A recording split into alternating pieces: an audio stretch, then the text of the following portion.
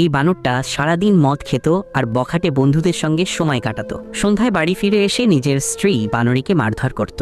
সে জুয়া খেলায় ঘরের সব সম্পদ হারিয়ে ফেলেছিল। তার ছোট বাচ্চারা ক্ষুধায় কান্না করত, কিন্তু বানরটা নির্লজ্জের মতো সিগারেট ফুঁকত।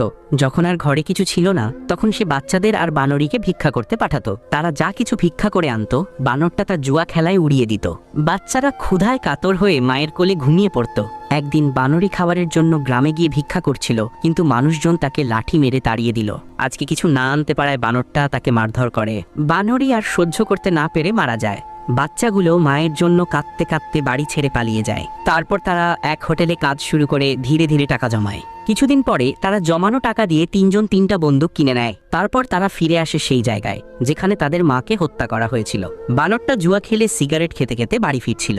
বাচ্চাগুলো তাদের শয়তান বাবাকে গুলি করে মেরে ফেলে এবং মায়ের কবরের কাছে গিয়ে কাঁদতে থাকে। আর তুমিও যদি তোমার মাকে